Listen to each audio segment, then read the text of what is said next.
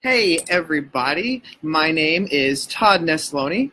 I am the co-author of the hit book Kids Deserve It, as well as author of the brand new released Stories from Webb. I'm also an elementary school principal in Navasota, Texas at Webb Elementary, hence the title Stories from Webb.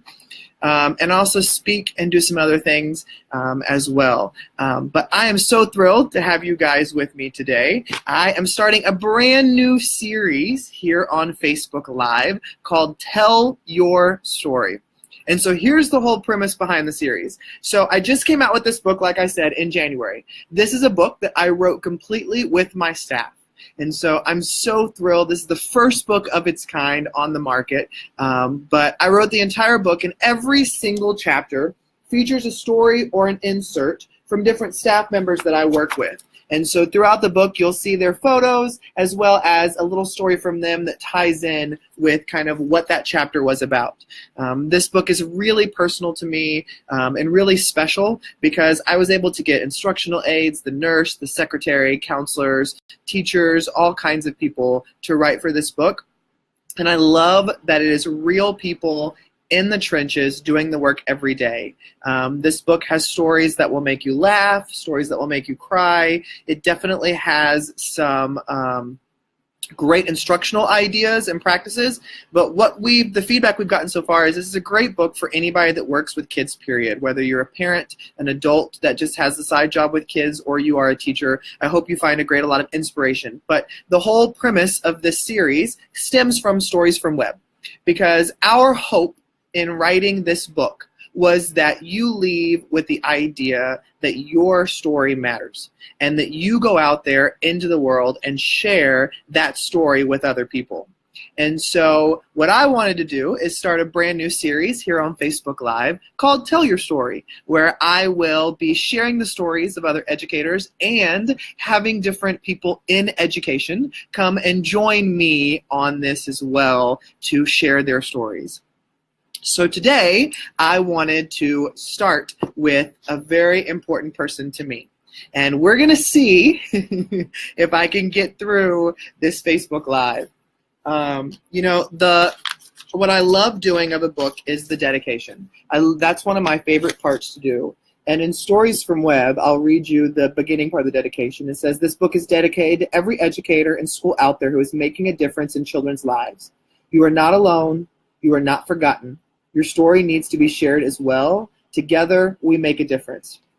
But the other reason this book is so special to me is I was able to dedicate this book to two of the people that have had the most monumental impact in my life. And one of them, if you've read Kids Deserve It, you've read about her, or if you've seen my TEDx talk, you've heard about her, and that's my grandma. I always said my grandma was one of my biggest cheerleaders. My grandma was the reason I fell in love with reading with the Animorphs book series. My grandma used to have me stand on a stool and cook with her in the kitchen. And I lost her about 6 years ago to a battle of pancreatic cancer. And it was very difficult. I don't share the story often because it makes me quite emotional. But the other person that this book is dedicated to, and you see I'm already getting emotional, is my mother. And the reason that's so special to me, and the reason I am already getting a little bit emotional, is because almost 7 days to the minute, we're about 45 minutes away from the time, I will never forget it, but 7 days ago, my mother unexpectedly passed away. My mother was always one of the most impactful people in my life, of course, like most mothers are, or like we hope mothers to be. And so today, I wanted to share her story with you guys because when I spoke at her funeral on Friday, one of the things that I said I was going to make sure that I did is make sure that her memory lives on no matter what. My mother was an educator. But going back even further, I grew up in a household with both parents. We were very involved. My mother signed me up for everything. She signed me up for karate. She signed me up for t-ball, which I didn't play very long because I couldn't stop getting hit in the head with the ball. She signed me up for gymnastics, and I also did rodeos. And so I did a wide variety of things. My mom always said, "I'm going to put you in everything until you find what you love."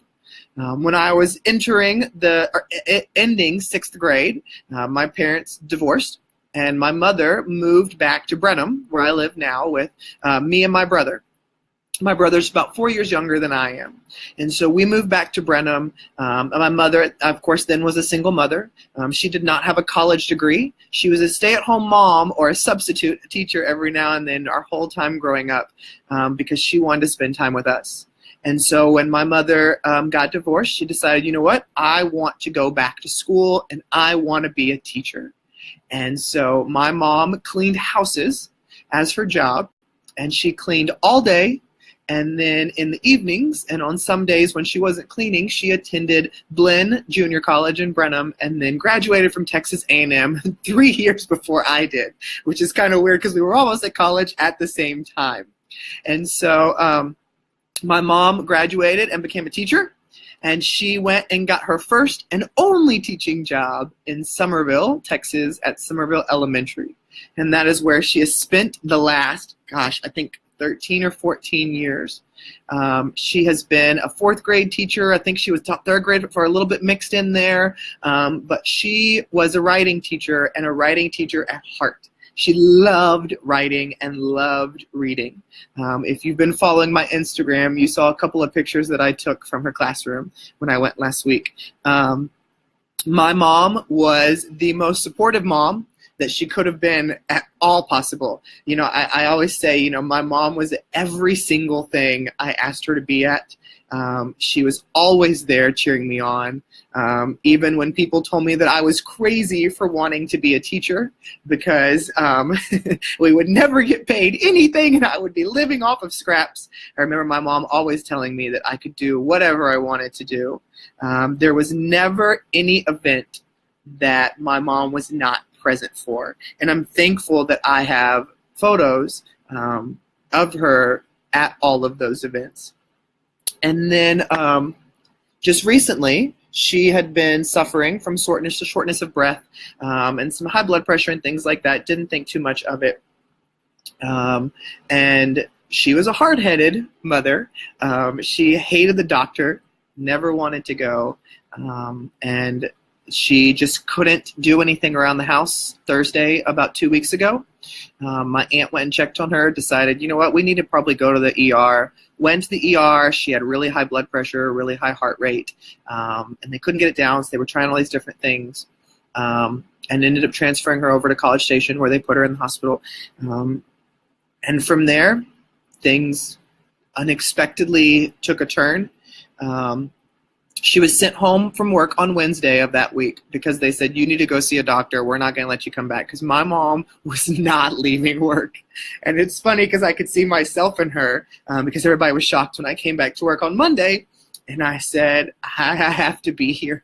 This is my place. And, you know, she had to be forcibly told, you will need to leave now and go see a doctor within the next week, or you cannot come back. And so that's the only way they could get her to leave those kids. And when she was in the hospital, they just couldn't get the blood pressure down, couldn't get the heart rate down. Things ended up progressing very quickly over the next couple days. And we found out that she had undiagnosed sleep apnea, and that had significantly worn down her heart. And so because of that, they had to put her pretty much into a medically induced coma. And they were never able to bring her back out of that because her heart just couldn't handle it. It was too worn down. And, you know, it's funny because when you're raised by a single mother who gives everything for, I can't believe I'm crying on camera, who gives everything for her kids, to know that the way she went out is because her heart was too tired, I find that heartwarming, but heartbreaking at the same time, just because of the fact that she gave her whole heart to everything. The student population that she serves in Summerville is similar to mine that I serve here in Navasota. And they can at times be challenging. They come from very difficult homes and backgrounds that just break your heart when you hear about them. And my mom was the first teacher at school every single day. She was the last one home. My wife can attest to the fact that many weekends we couldn't find my mom because she was at the school working, because she loved those kids so much. She was so good at what she did that she could have gotten a job anywhere and have been hired on the spot. But she loved Somerville and those kids. And I think about the kind of teacher I want to be. And, you know, people always say you are who you were raised by. And I have a great family. They're super supportive. I love them all. And everybody rallied around my brother and I as we said goodbye to my mom last week. But when I think about the kind of educator that I want to be, it is someone like my mother, someone who gives themselves emotionally to their students and to their coworkers, someone who gives themselves financially to their families. I can't tell you how many times my mom would call my wife and I and say, "Can you go pick up that Amazon box on my porch?" And I said, "What did you order now?" And it was always books, or she loved those big comfy chairs. Over the last couple of years, she really moved into some flexible seating. And so she had all those things always being delivered. Almost every single Amazon box delivered to her house was something for her classroom, something for her students. All of this did happen over our spring break. So I know for me, the other part of that was hard for me yesterday is it's one thing to lose a parent, especially unexpected. But as a principal, I had a whole mindset that was in addition to that. Because with my mom being an educator, all I could think about all Sunday night and then the whole Monday that I was at school were that group of fourth graders that she was teaching this year. And those kids that thought their teacher was going home sick and didn't get to say goodbye.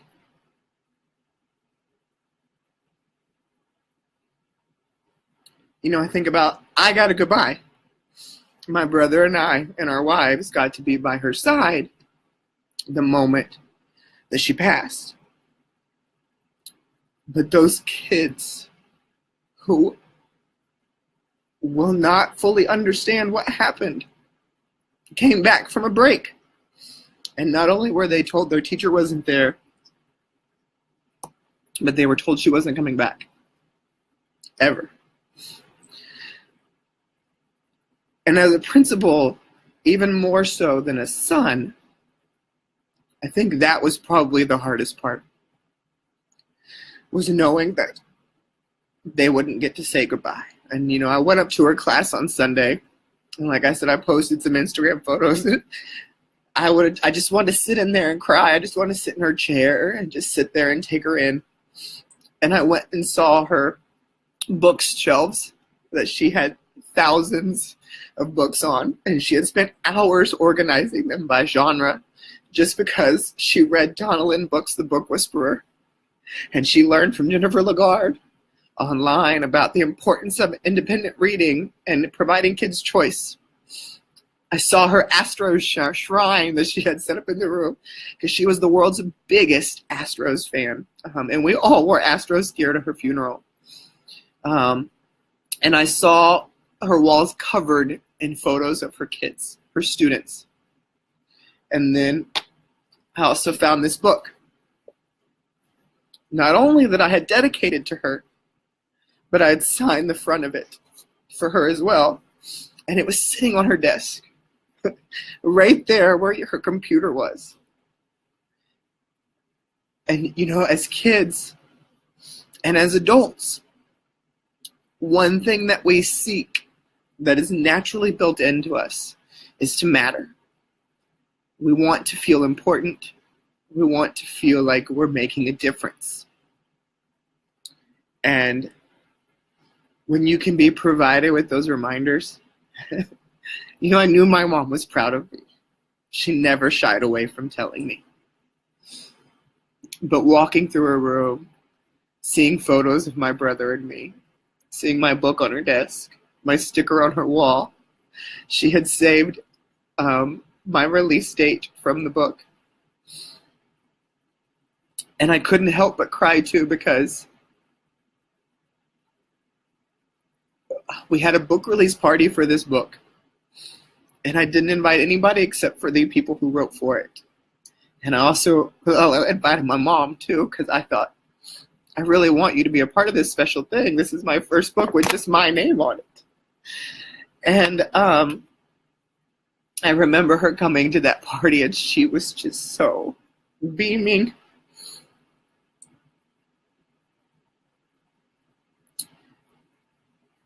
And I think the other hardest part too was last week was my birthday.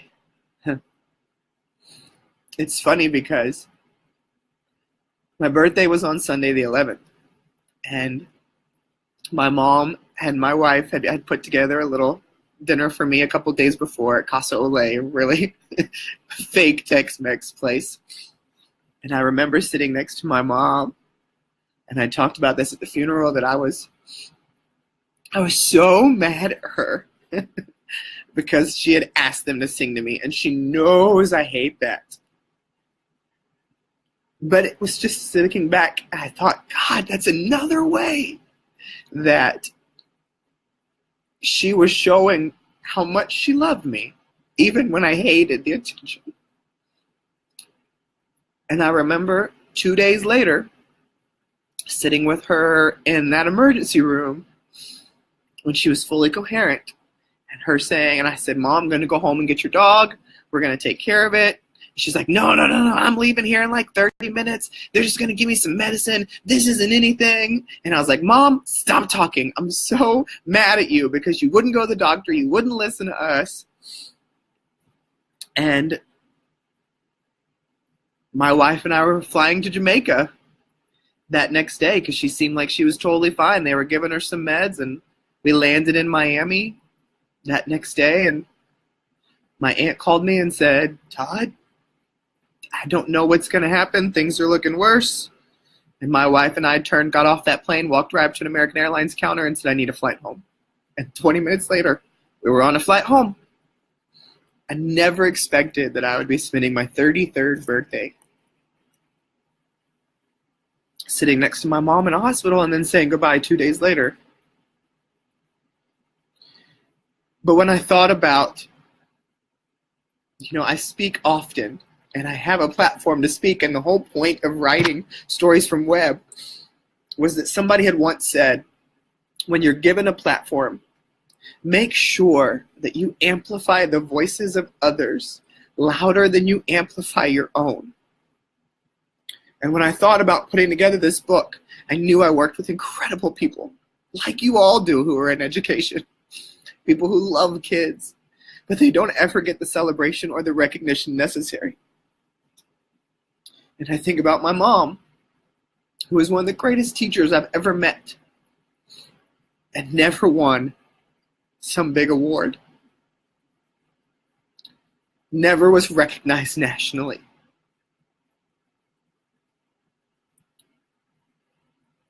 But I've been given a space to tell her story.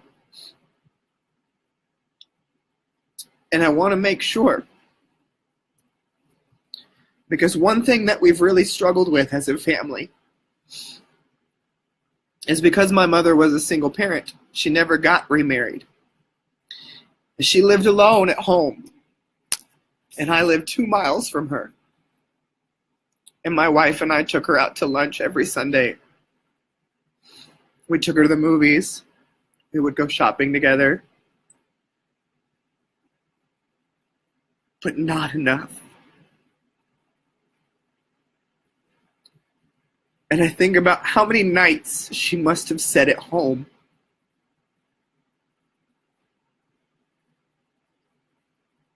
and wished somebody else was there too. And when I think about other educators in the field, other people who are working their behinds off to do these amazing things for kids, and no recognition comes to them. That's why I've made it my mission to amplify their stories, to let them see that all of our stories matter, not awards, not speaking at some big event,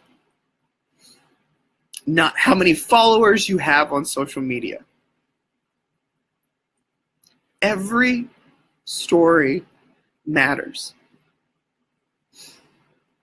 And I was reminded of that when putting this book together, as I talked to different teachers and saw how hard it was for them to want to share their story when they had seen these fantastical educators online sharing their brilliant creations and things, and they just felt insignificant in comparison.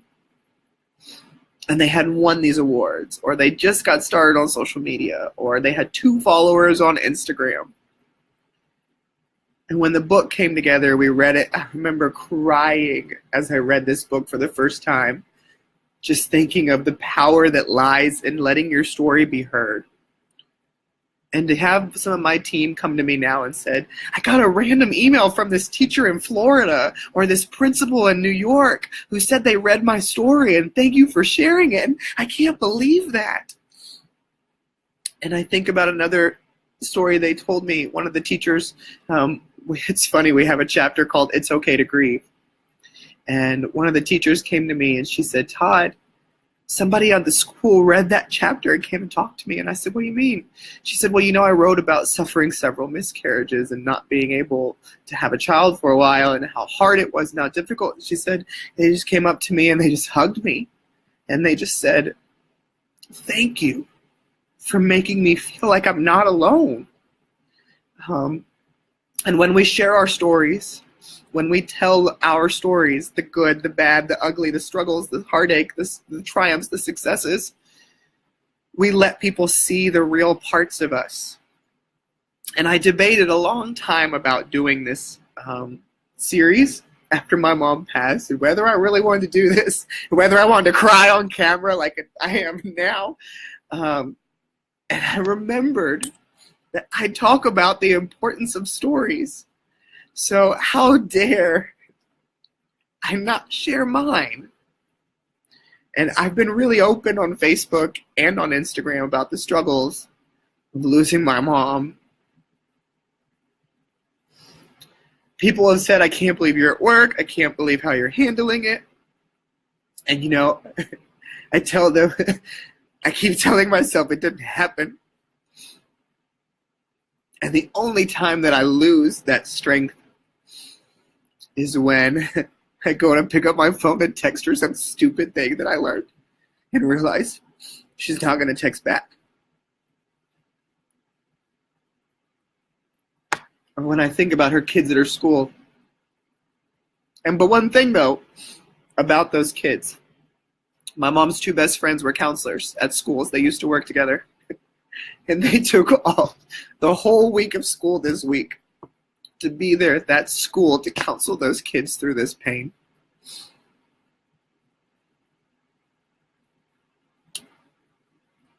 I've always been the rock in everyone's life, and I'm fine with that role. I like that role. And being here at school has been good for me in the passing to love on these kids, especially those kids who don't have a mom like I had. And so many of the students that we serve don't have that parent at home that would show up to any event, that would hold them when they cry, that would answer their text or phone call every single time they sent it. Sometimes at the schools that we serve, we are those parents. And we have those kids that will come back to us 20 years from now, that will show up at our funeral like my mom's students did. My wife and I at the visitation said the hardest part of the visitation was watching 2 4th graders walk in and having to be held up by their mothers because they couldn't believe who they were saying goodbye to. And I want to be an educator that leaves that kind of impact on my kids. So how can I be at work when I've just lost the most influential person in my entire life? The only person in my life who has been at every single moment. How do I come to work? I come to work because the kids here fuel me and remind me that I'm here to serve them and to love on them. I come to work because my colleagues are so encouraging and so supportive. I come to work because I want to make a difference. And the best way to tell my mother's story is to live out that story in my life, and to live out that story in my career, and to make sure that every single place that I go, every single place that I speak, I have the opportunity to tell her story. And not everybody gets that chance. So with this new Tell Your Story series, my goal is every Tuesday at 4 o'clock to introduce you to another educator you probably haven't met before. Someone who is doing something exceptional, whose stories need to be told just like everyone else. Because in the end, every story matters. And it's important that we tell our stories, whether that is face-to-face, on social media, through blogging, all kinds of things, that we take the time to share those. When I dedicated this book to my mom and grandma, when I wrote it, I didn't realize that I would be dedicating it to two people in my life who made the biggest impact, and who both are now gone a month after it being out. But for me, this book takes on a whole new life now, because I wrote this to share the stories of the people I work with, and to introduce you to them who are in the trenches, and many of them work way harder than I do, with way little recognition. But it's also a place where at the beginning of the book, I can forever remember that my mom's inside of it and mentioned throughout.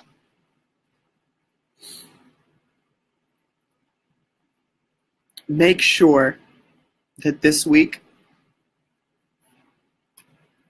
you make the people around you feel as special as so many have made me recently with the love and support that has been poured out. It's funny. I did better today than yesterday, I think, for a little while. I've only broken down, I think, 7 times. I'm trying not to keep count, but I can't keep not counting. But one of them today, I got a gift from my kindergarten team today. And it was a picture of me and my mother that I've shared online. And it was another one of those moments where I sit here and go, that's exactly how I remember her. Always laughing, always full of joy. And I hope that I get to live out that same kind of joy and inspiration as well. So sorry for getting emotional with you guys today. Thank you for being here to listen to me get to share the story of my mother and how much she was not only important to me, but a force in education. Let me tell you. And those that have met her will agree with me that you can mess with Sally ever. So those of you that like, well, where does Todd get his snarkiness from or his sarcasm? 100% from my mother. So I leave you today to tell you I can't wait to introduce somebody new to you next week. Mom, I love you. I think about you all the time. But thank you for allowing me to express my grief in the only way that I know how, and that is share it, so that in hopes that people will see it's okay to hurt. Each day does not get easier. Those who say it haven't lost that person next to them that they care about that much. The days get harder. There are easier moments, but the days do not get easier. So for those of you that have lost and loved, I feel your pain. I'm there. I connect with you. But thank you all for being here with me on my journey and allowing me to share a piece with my mom and allowing me to take this and hold this close and share this out to the world with the platform that I've been given. My whole hope is to amplify the voices of others louder than I amplify my own. Have a great evening, everybody.